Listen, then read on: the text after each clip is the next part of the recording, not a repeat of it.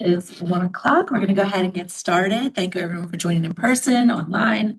Um, we're excited to go through the application with you guys today. The Superstars in Business Award recognizes businesses and nonprofits that demonstrate exceptional achievement and serve as models of excellence in management and leadership. This was established in 1998. The award honors the legacy of Marvin S. Gilman, a renowned small business leader in Delaware, by celebrating organizations that embody his spirit of innovation, integrity, and community impact. Today, we're excited to walk through the application and help set you up for success. Before we get started, a quick housekeeping note that the chat feature for everyone online is enabled and will be monitored throughout the session. So feel free to type any of your questions in there and we'll get to it at the end when we hold a Q&A. And with that, I'm pleased to introduce our moderator, Brett G. Smith. He is CEO of Cornell Property Management and also the grandson of Marvin S. Gilman, the award's namesake. So Brett has been a part of the Superstars in Business program for over 7 years, serving on both the planning and selection committee. So welcome, Brett, and thank you for facilitating today. No problem. Thank you, Carrie. Over the past 28 years, State Chamber and members of the Planning Committee have worked hard to tweak this application to make it what it is today. Over the year, we have updated and improved the application, which is designed to challenge businesses and nonprofits to take a hard look at themselves, evaluate their organization, and put their best foot forward when applying. Our goal is to spotlight businesses and nonprofits that truly embody excellence. We're proud of all of our past winners and look forward to seeing what 2026 brings. So with that, we'll just hop right into it and do some quick introductions from our panelists. Start with you, Dan. Thanks. Work our way down. Dan McGlynn from Gray Fox Wealth Advisors. I started there in early 2025 and kind of dove right in, and 2 months into being there, did the application for this, which we won last year, which we were thrilled about. We are a wealth advisory firm, and I lead the operations team at the firm. Hi, I'm Christine Lassiter. I'm the grants manager for Habitat for Humanity of Newcastle County. I've been with them for about 1.5 years. Prior to that, I was at the Siemens Center of Wilmington as their executive director. I've been in the nonprofit sector for 12 years. Prior to that, I was in the pharmaceutical industry for 20 years. So I have a diverse background. Very excited to be here and to be on the panel today, and hoping to help squelch some fears and people writing the next application, the next winning application. Angela Coaxum. I'm with your part-time controller. We provide outsourced accounting for nonprofits. So my partnership here with the Superstars really started from that perspective, with the nonprofit perspective, working on the selection committee for a couple of years, and this is my first year on the planning committee. I'm Krista McLaughlin. I'm with Wisman Giordano and Associates, CPA firm in Newark, Delaware. I'm their marketing manager. I've been serving on both the planning and selection committee for the Superstars in Business program for multiple years and have written in the past winning application. So here to answer any questions. All right, great. Thank you guys for being here. Certainly appreciate it. So let's start with the basics. There are 2 different forms, one for businesses and one for nonprofits. There's some basic rules that we ask every applicant to follow, which are outlined on the first page of each application. We require the applicant to be in business for a minimum of 3 years and have fewer than 150 full-time FTE employees. Word count limit, 450 words per question. The online form will automatically keep count, so no need to worry about that. Feel free to use words up to the word count, and you want to fully represent your organization. Formatting, please review your formatting. The online form supports rich text, so it's best to type your answers in it and save your work. This will help prevent any funky formatting from copying and pasting. Confidentiality. So confidentiality is taken quite seriously. Your responses are reviewed by the selection committee only and will not be shared outside of that. Full-time employee equivalent. There are separate boxes for filling in full-time and part-time employees on the application. Full-time employees are classified as working 30 or more hours per week or 1,560 hours per year. Part-time employees are classified as working less than 30 hours per week or less than 1,559 hours per year. These numbers are noted on the application next to their respective questions. All right, moving on. So for the panelists, can you tell us a little bit about your experiences applying for the Superstars Award? Any advice that you would offer to the companies? Start with you, Dan. I'm happy to start. Yeah, so like I said, 2 months into starting the job, I had the pleasure of doing this application. So it was an adventure, but it actually made it more fun because it kind of gave me permission to approach people and ask. Because really what the application is, like a college application or really anything, is creating a story and then backing it with data. And so I was able to go get that data from people and kind of craft the story on my own, which I enjoyed. And I think the application lays it out pretty nicely. And so the data is just there really to tell the story. Well, like Dan, I had also just started with Habitat, but ours is the nonprofit side. And I tend to overthink and overcomplicate things. So it was actually very nice for me to have only 450 words to work with. Although one thing I did take from the seminar last year was to start the application early. That was key. Start writing it, and then every day or so go back in, read what I wrote, and make it more concise and impactful compared to my mission and vision. Ditto to both of what you said. I found so my firm, when I first started, I wrote an application. We came in as an Award of Excellence winner, followed that up the following year and actually won. That is not an unusual process to come so close, but yet actually not wind up a winner.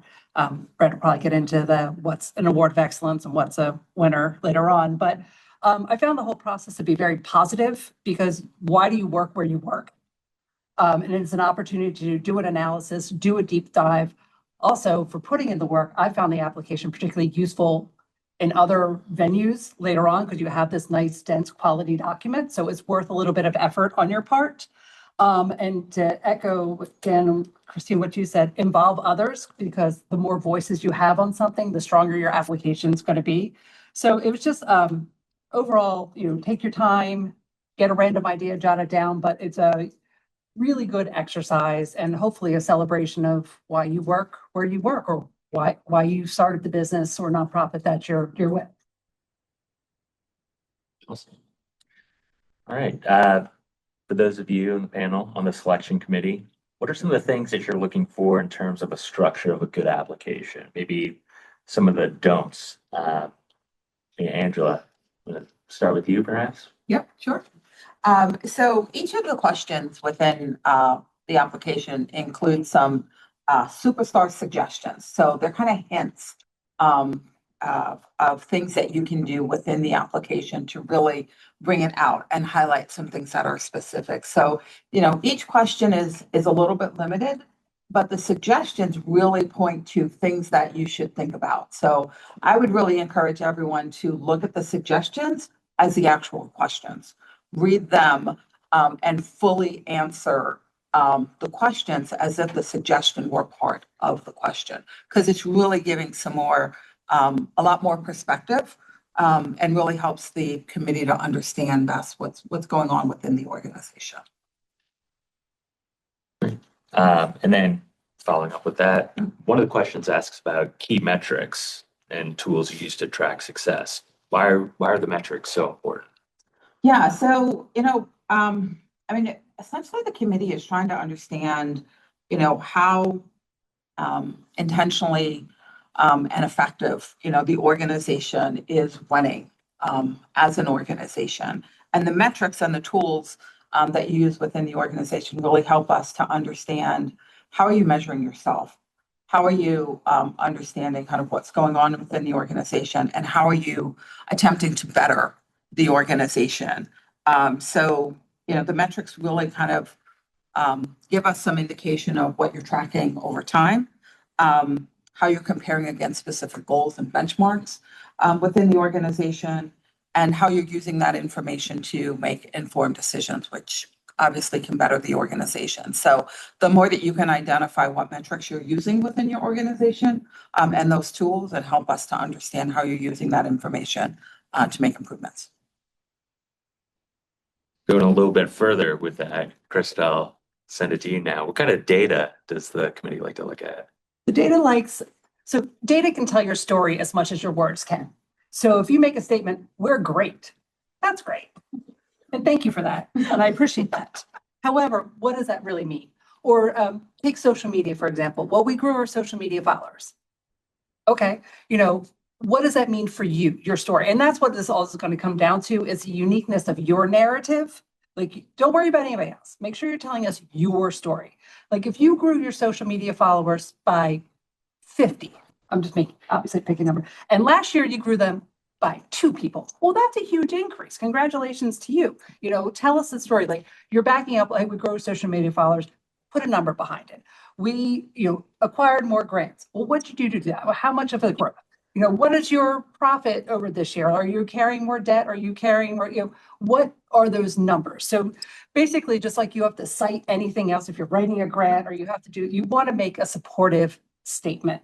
And just to loop back kind of to the first part, this is where I say, please, on behalf of the committee, tell a unique and truthful, like, your story. Don't rely on AI, because, Lord, we can tell.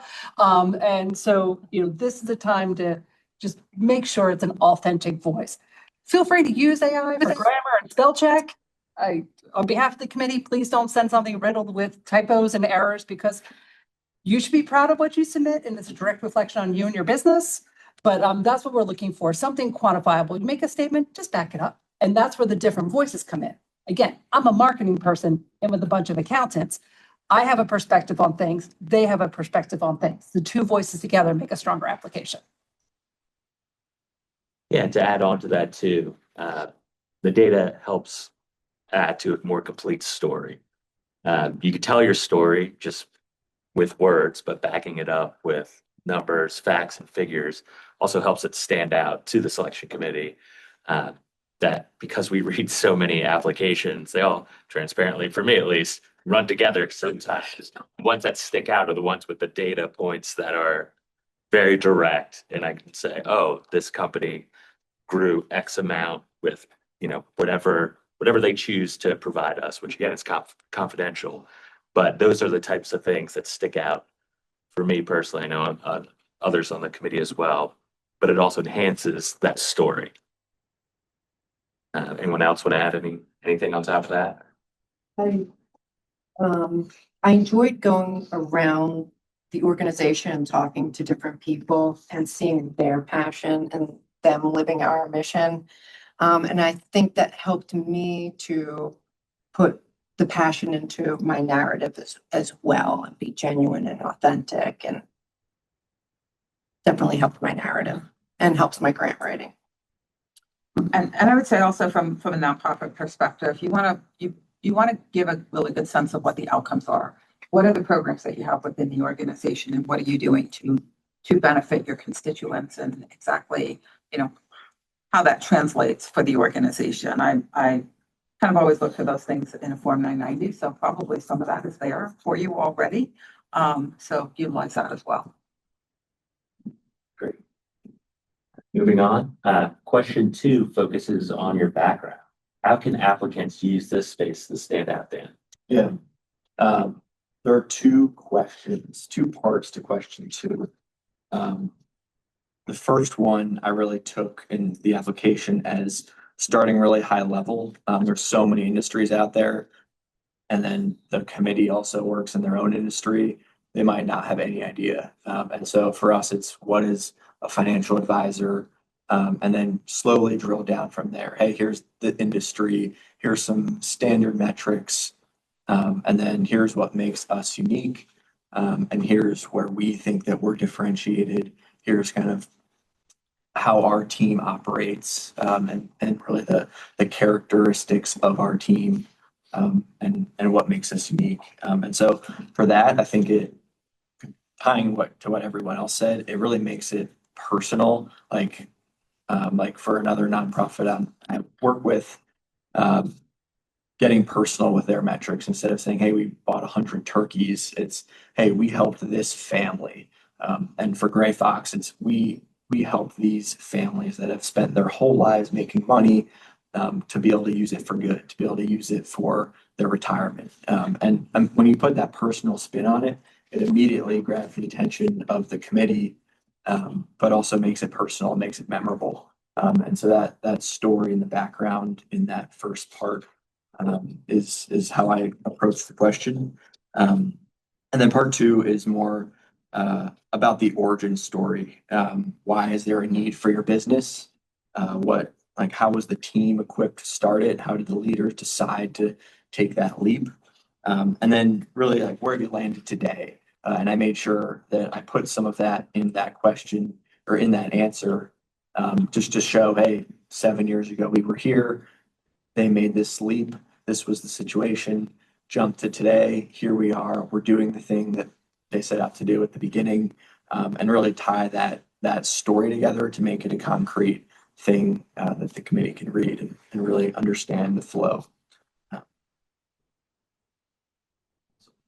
And Christine, you were talking a little bit about the mission and company kind of you seeing everybody live it out. Can you elaborate on that a little bit more for question 3 of the application? Yes, so everybody at Habitat, I mean, we go on retreats where it's all staff retreats and we talk about our mission and vision. We're all hands on deck all the time.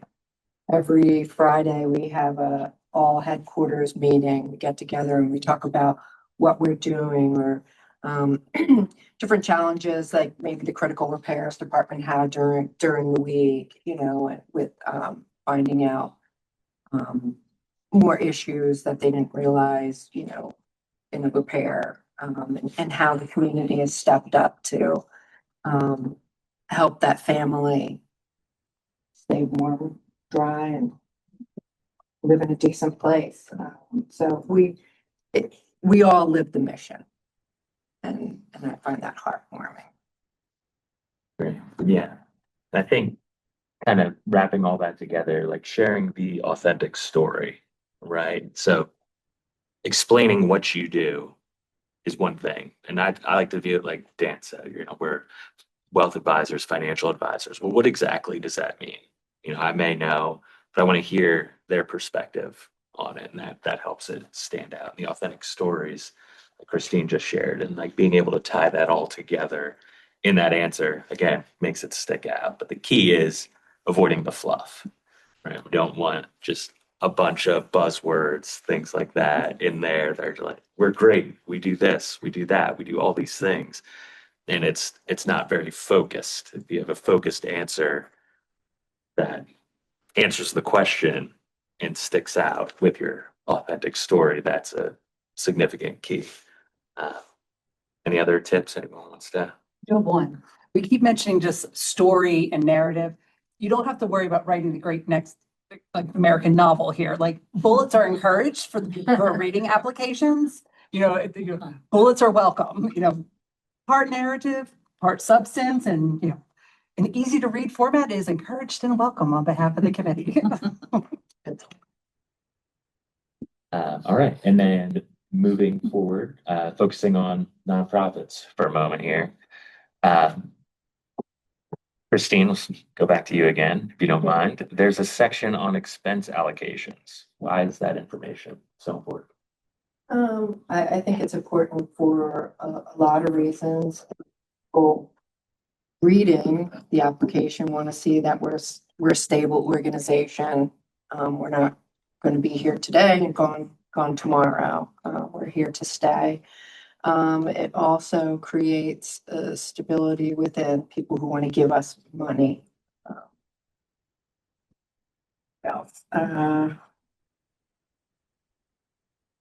Sorry, I lost track of my thoughts. That's all right. Yeah, I just think it speaks to stability. It speaks to, our narrative. Sorry, I totally got nervous and totally flowing. All knowledge is good. All right, there's a section on expense allocations. Why is that information so important to share? The expenses, so you see the flow of where our money's going. Like at Habitat for Humanity, every dollar that we get, 92 cents of that goes back into our programming. And I think that is really our main story. Sorry, took me a while to get there. No worries. Excellent. And I would add on to that, the narrative in the application, suggests like, I think it's like 65%, at least 65% of your expenses should go to programs. So 92 is phenomenal. But yeah, you definitely want to be above that 65% if you can, but if you can't, you need to explain why. It might be a year of transition or something, but giving that really good narrative as to if you're not hitting that benchmark, why you're not and what you're doing about it. Turning that challenge into a positive, that what you think might be a negative because you're not hitting that number, turning that into a positive and showing why you're not hitting the number. Yeah. So to that end, I mean, nonprofits measure success differently. How can organizations convey mission-driven outcomes alongside their financials? Yeah, so obviously really important. And we always say with the nonprofits, no money, no mission. You have to have money within a nonprofit, or you can't advance your mission. But well, the strongest applications are really going to make it clear that the financial health of the organization is there to advance the mission outcomes. We want to be able to see that we're using those funds to advance the mission of the organization. We want to see that organizations are both mission driven, but they're also well managed. So it's really important to be able to convey that in the narrative as we're talking about the financials. So where there are excess funds, there is a question in there specific about excess funds. If you have, a certain amount, I think it's like 3 times unrestricted net assets over your operating expenses. If you're above that, let's understand why. And let's understand what the plan is to use those funds in the future. If you're not approaching that, how are you going to get there? Is really the story that needs to be told here. But again, the focus is on those mission outcomes and identifying specifically what the organization is doing for its constituents and how they're using those reserve funds to meet that.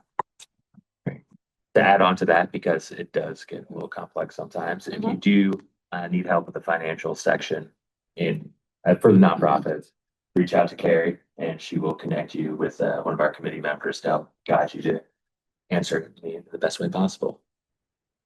All right. Moving on to the next portion, overcoming challenges. So this is one of my favorite parts of the application. Many applicants actually struggle with this particular question each year. So I think we'll do a little round robin here, but we'll start down there with you, Krista. That's the look on my face. Yeah. So what tips do you have specifically with overcoming challenges? Certainly. And this is especially one of those questions where you can tell if AI has been used instead of, your human voice. This is the time to really, and again, confidentiality with the committee, you can share here. And it's one of we say, like, this is not the time. That always question, like, what's your biggest challenge? I work too hard and I care too much. This is not the time for that. It's just not that time. It's a real opportunity to share what is your challenge. And it's a challenge specific to you. And everybody has one. So please don't say, we don't have any. I'm calling a fiddlesticks on that. That's not true. So please don't use COVID at this point. We are multiple years past. Everyone had a glitch in the works. There are new glitches to be had, and those are the ones we want to hear about as a committee. And I'd like to say, like, it doesn't have to be something in the past. Like, if there's a current thing going on, like you're having issues with retention and recruitment or whatever it is, like, you can say what your current issue is and what you're trying to do to work through it. That's just as valid as something, well, 2 years ago, we had this and we did this. Both are great. And also, like, feel free to be like, we had problem X, we tried Y, complete disaster, and now we're trying Z. And that's the authenticity we're looking for. Yeah, I'd say federal funding, and this kind of comes on everybody was affected by COVID. Most nonprofits are affected by the federal funding issues that have been going on last year and this year. But how each organization handles a contraction in the federal funding or more scrutiny, more monitoring of your grant submissions and reporting, how are you handling that? How are you getting around that? How are you diversifying your revenue sources? If you're feeling that contraction, really talk about that's a potential issue that nonprofits are facing for sure.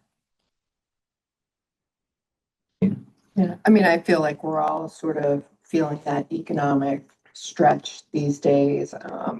And we're feeling the supply chain issues and things like that. But it's, I feel like you wanted to see how we were pivoting and being resourceful and innovative and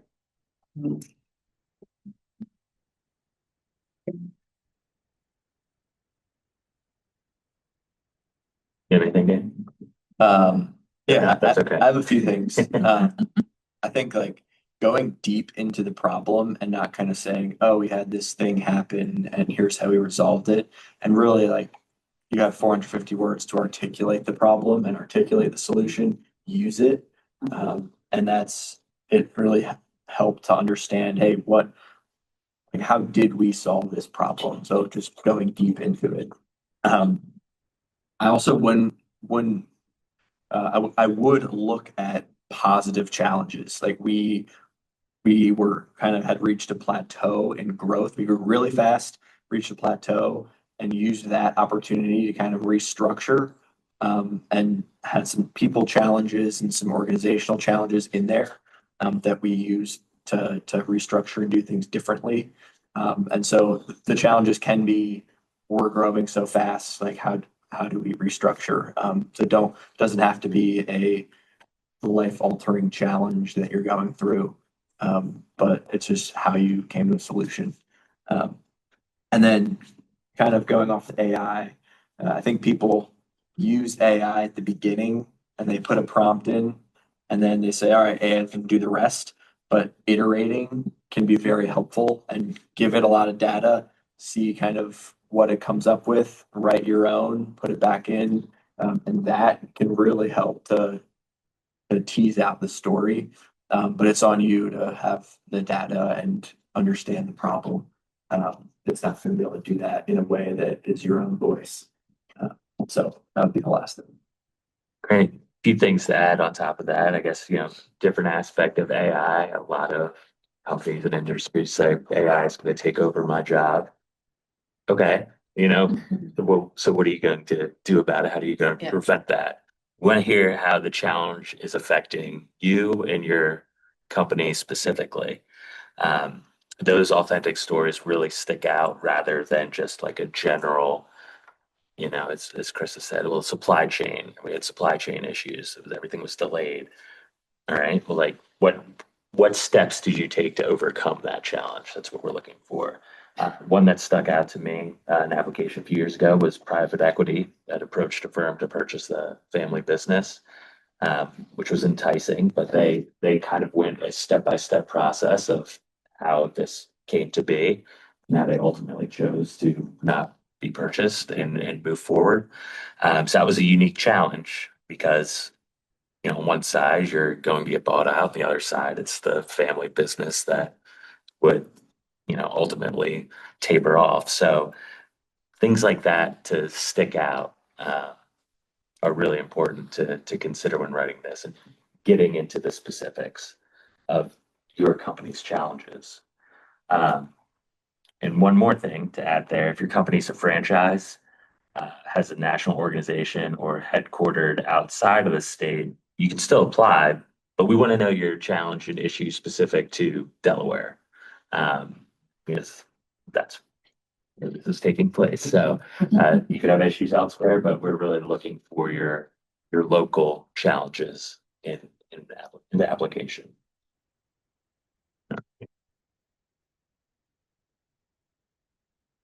So move on to some best practices for putting an application. So selection committee members here have seen many applications over the years, and a few of them have even written them directly. Dan, Trisha. At this point, they know what it takes for an application to go from good to great. A lot of things they're looking for are already outlined in the superstar suggestions. These tips do a very good job of outlining exactly what should be included, but not limited to in each response. Could each of you maybe embellish this and maybe provide some advice on what makes an answer score above the rest? Angela, I'm going to start with you this time. Mix it up. Yeah, sure. I'd say, just being very clear, concise. You've got 450 words. Use all of them is my advice. Or, you don't want to get cut off at 450 and not tell your full story. So use them wisely, but you want to be concise. And as Dan said, you want those details. You want to explain the full story. One other thing is don't copy and paste. Like, don't take something from your website and just copy and paste it in there. First of all, it's not going to come across well. It's not going to look good when it comes through. I think as Carrie said earlier, you want to type directly in. I can't remember who said that, but you want to type directly into the application and not cut and paste from somewhere else because it loses something in the translation. But also with the marketing material, a little polished. We want this to be genuine and authentic. You will have the opportunity to attach some things. So if you want some marketing material there that tells a separate, different story, but make sure you're telling here a different story and make it authentic and really compelling. Krista? Yeah, I think this is right. Use the words. If you think you've answered the question in one or two sentences, spoiler, you did not answer the question in one or two sentences. No matter what data you put in one or two sentences, it's not going to happen. And, and this is, again, like, not to keep repeating the same thing, but it's really important to drive home is that the value of the authenticity of your answer is really what shines here. And nonprofits especially, it's such a great opportunity to engage your story and share your story because you have to remember, maybe someone in the selection committee knows your business, maybe not. So I would definitely say don't use shorthand like for your industry. Like if you are, I worked for a nonprofit that was very like abbreviation heavy at one point. Please don't do that. Like unless you've explained what those are, like you can't presume that the people knowing know. So, speak to us like we're two, but a really smart 2-year-olds who understand data. But like you want to explain who you are. But yeah, definitely don't copy paste marketing materials. As someone who writes them, don't do it. So yeah, that's kind of just, I'll stop there. I have feelings, but I'll stop. Dan, Steve? Same thing, just keep it simple. We're all used to that. We all know that KISS. Yeah, Keep it simple, superstar. Well done.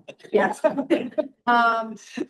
But it was finding and telling your story as if you're talking to, maybe not a 2-year-old, but I was looking at like a foreigner, someone who came to our country who has no idea about our program, Habitat for Humanity, keeping it impactful, talking to everyone in our organization, finding that one story that encompasses everything about our mission and vision and our community and how we all work together to drive that family across the line, being a new home buyer and being successful or fixing that person's house and making them safe in it. I said a few points to mention. I like writing. This was enjoyable for me. If you don't and you find yourself completing the application, I recommend having someone else read it, just for the flow, for how it looks. If you're using other pieces, but highly recommend doing that. As far as the data and the financials, I think building context around what those numbers are for your firm is really important. It comes back to like what industry are you in? But also like what's year over year growth? Like, has that been an important metric for your firm? How often you look at these numbers? Like, there's some things that we look at weekly, there's some monthly, some quarterly. And just giving a little bit of context around those values is helpful for people that might not know. And having the why. Like we have a net promoter score, which is like your clients refer your business.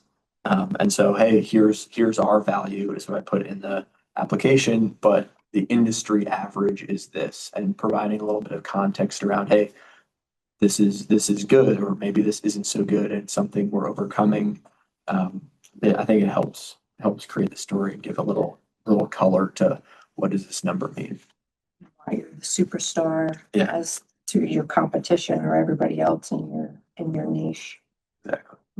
Can I echo one thing? Stan, I just want to share a little personal story. Like I thought my coworkers hear me say you can never edit your own stuff, which is true. None of us can once you're too close to it. So to your point, I read one of my answers aloud to a family member and they're like, the answer's great, except you're burying the lead. And I was like, come again? And so I kept my paragraphs the same, but I flipped them around. And my answer was so much stronger, but you had to have that outside voice because it was someone who did not know my stuff.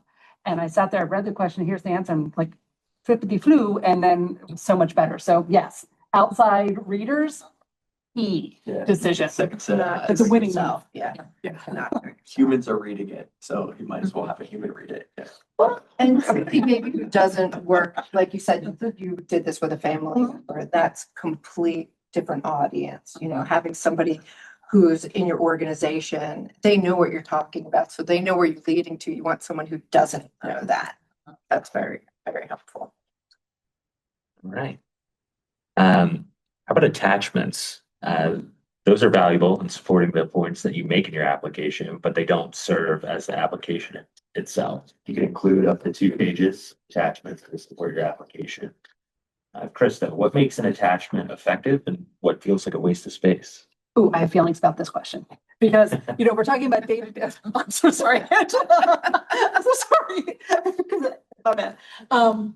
Because you've made it through, what's it, question 8? Is that what it is? Yes, question 8. And you're like, I've put in my data, I've built my narrative, I've shared all this great information. You're like, woohoo, attachment time, click, click, done. Except that is not a throwaway question. And this is not, so 2 pages total, not 2 attachments, 2 pages. And so that means please, for nonprofits, bless your heart, do not attach your annual report. No one is going to sit there and read your full annual report. But it's really an opportunity to like visuals have data as well. But, community service, what an opportunity to put maybe even like a brief little collage together. Here's our team at Gray Fox out, like supporting the community. We were at a can drop, we were at a walk, whatever. So visuals in their own matter are their own data to support what you've written in the other questions. So it is not a throwaway at all. You spent the last year redesigning your website because reason X. Put a couple snapshots of that. You put together an entire new a collateral marketing campaign because you wanted to reach a new demographic. Like put a snapshot of that in with like a caption like, hey, this helped draw X numbers more to our business, or like this investment in time led to like this many more like engaging volunteers. So it's not the throwaway question. It's not like the home stretch. You're like, great, I'm going to take it easy, click, click, done. Really take an opportunity to think that this is supporting visual material. And as we all know, we're all very good with pictures and like getting engaged in that way, or like an infographic. I believe Habitat, you attached infographic to the end of your application last year. Fantabulous. Take your data, make it something usable for the committee to see. 1 page or 2 pages of that. Love that type of stuff. So, like I said, just not a throwaway. Yeah, that's pretty much. But also, please, pretty please, a sugar on top. Do not attach your marketing brochure as well as your annual report. What does it add? Unless it's something that, like I said, was a new campaign, but you're just like, oh, here's the home shot of our website with no context. Meh. Thanks. Yeah. But also, no. So I had feelings. So I think it's also important to note that many of our superstar winners over the last several years have applied more than once before being named a superstar. Do not become discouraged if you don't win in the first year or two that you apply. This process is designed to allow you to take a step back and really look at your company and how to become better. Every application cycle is a chance to tell your evolving story. So any thoughts on that? Yeah, so just thinking about persistence and applying more than once. So I guess the one thing I would say is each year we have one winner in each category. And we have many, many applications. So there can only be one winner in each application. So just because you don't win that year doesn't mean your application wasn't good. We're going to give you feedback. If there's some things that we think you can improve upon, we're going to give you some feedback on that. So applying the next year, applying that feedback, and like Brett said, telling your evolving story the next year is really important, and really just take it as an opportunity to learn from the process, making improvements, think about, what you're putting into the application and what that means for your organization, and different things that you might actually take out of that, to move forward with your organization. Anyone else want anything? I would say go home after this or go back to work and start. It's going to sound crazy, but I think multiple people have mentioned the story. It's very organic. You have to sit on it a little bit. Things will come to you. Or the challenge that I ended up writing about happened kind of during and after this session last year. And finally the story came together like down the road. And so you never know what will come up, but that the story takes a little bit to happen. So some final advice before we move to question and answer. Guess we'll do all of us here. Any one last piece of advice that you would offer? I mean, go Angela. First yeah. eye contact. We've said this before, but just make it authentic. Make it real for your organization. Not just kind of putting words on a page for someone to read, but make it personal, so that it speaks of the organization. Find that one story or a couple, find the one story. For me, it was the one story that encompassed everything about our mission. And really was genuine and told you about our organization and how we're helping in the community. It's AI is a tool, not an author. It's great for a brain dump. Yeah. That's what I used it for. I used it as a brain dump and just went from there. But yes, it will definitely start writing today. Yeah, couple all quick little points of succession. I remember was cooking dinner. I was like, "Oh, that's an idea," and I scribbled something down. It was like 2 words, but we all get so busy, right? And it's kind of I would say have fun with it. I know we're saying it feels scary and intimidating or whatever. Oh, this is super serious, and it is. It's a prestigious honor to win, but have fun with it as well. It's kind of a fun journey to go back through your brain to figure out how these questions can be answered. Oh, that's right, we did this. Oh, that's right, we did this. And as you accumulate that, you're like, all right, this is actually pretty awesome. So, as you're being serious and metrics and data and all these very important things, but also have a little fun with it. Brag a bit. I mean, it's, why do you do what you do? Let people know. And I was like, oh, I'm joining a pretty cool organization. I was like 2 months in. Yeah. I feel great about my personal life decision. This is good. And one piece I would add is, you guys kind of touched on it earlier, is that you're explaining your company as if someone has no idea what you do. At the same time, you're also competing against other companies that are outside of your industry. So you're not, it's not accounting versus accounting in applications. It might be if you're the same company size, but more often than not, it's, accounting, wealth advisory, construction, all in one category. So you have to stick out against other industries. How will you do that? So one thing to remember, you're not always competing against like minds. So with that, I think that wraps up the workshop. Any questions here? So I'm curious about the voice. Are we writing from the owner's perspective as an outside journalist looking at the story, or as a part of a team and the employees? Tackle that. How I did it was, the first about us in the industry was a we answer. Some of the origin story was like Ted and Kevin as the founders did this. So it was mostly a we as a company, was kind of the narrative that I used.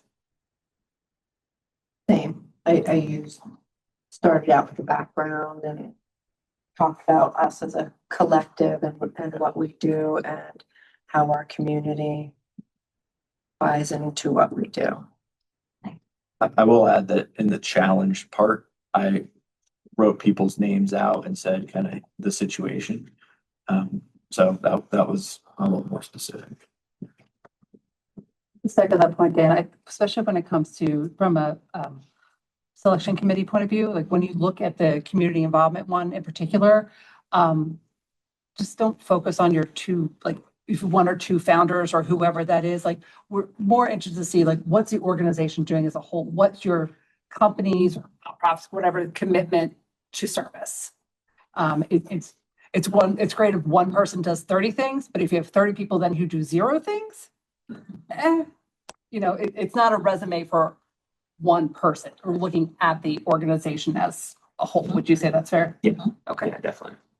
Like my story, when I was saying, pick a story that resonates, like our story was about this family, the Brewingtons, and they were living in his generational home. He was born in this house. And somebody in the community knew he needed help, that the husband and wife needed help. So they found out about our repairs program because our repairs program coordinator, her son goes to this preschool, and she dropped off a flyer there. And the lady at the preschool was like, oh, this couple at church, I know that they need this help. And so then we went out to the house and we surveyed and we're like, hey, what would you like? And they're like, oh, like new cabinets. Well, here they had all this wiring that they had strung up through the house that was just cords connected to each other. It was a big fire hazard.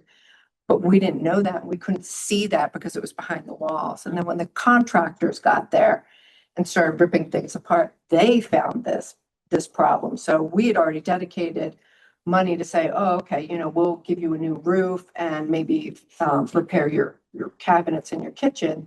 And here what went from $12,000 went to $47,000, and community getting together. We had to move this family out and into a home. We had to find them a home to live in for a few weeks while we ripped apart their house and fixed it. And it was the company coming together, it was repairs coming over to development, being like, we have to find them a house, to live in. Okay, we're going to do this. It was showing all the components of everybody coming together, the contractors coming back to us and saying, we can't leave this family like this. We want to help them out. And then there was other issues, other challenges that came about during this process. So I felt like that one story told everything about our challenges and told everything about our community coming together and how we resolved this problem for this family and kept them safe and in their generational house.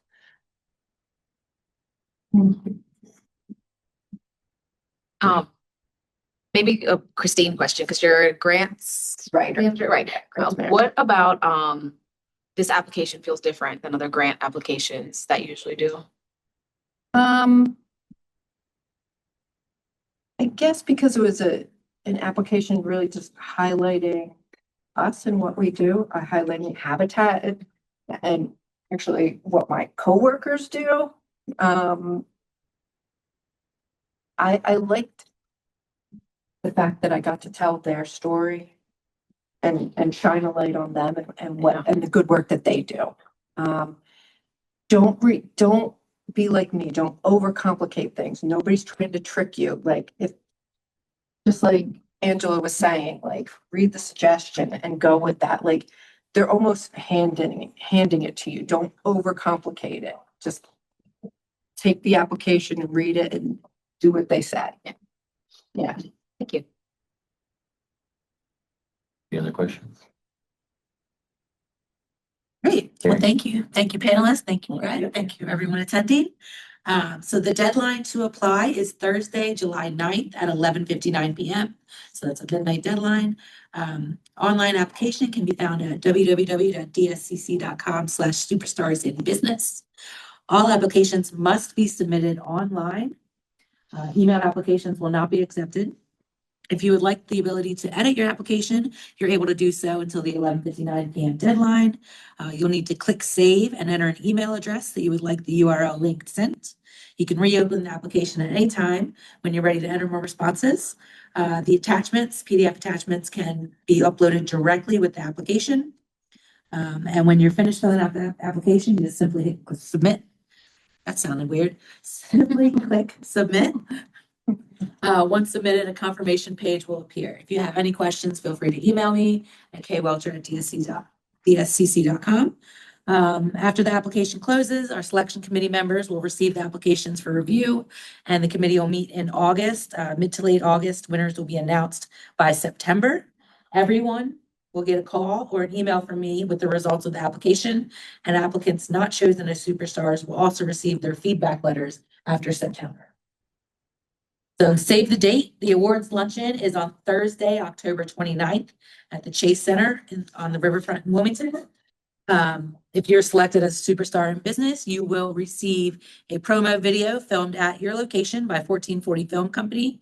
And you can see past winners' videos on our website. They're great quality. They're a great marketing tool. They're very valuable. So, that seems to always be like a shining moment for all the winners. You'll also receive a professional photo shoot and a feature article in Delaware Business Magazine. You'll receive 2 tickets to the award ceremony that's held at the Chase Center, where you'll walk on stage in front of a room full of about 300 people of your peers, and receive a Crystal Superstars in Business Award. And then you also, of course, get all the press exposure and publicity that comes with being named a superstar in business. You get a nice little logo that you can plaster on your website, on any kind of marketing materials anywhere. I think Krista still uses It's in every one of my proposals.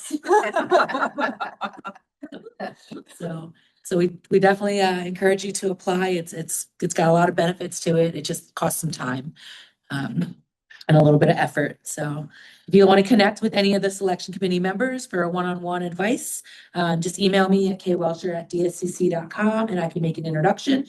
This workshop video it's recorded and it's going to be uploaded to the State Chamber's website in the next day or two. So it's going to be available for reference. Everyone that signed up for the workshop will receive an email with the link to the video so you can just look back at it as well.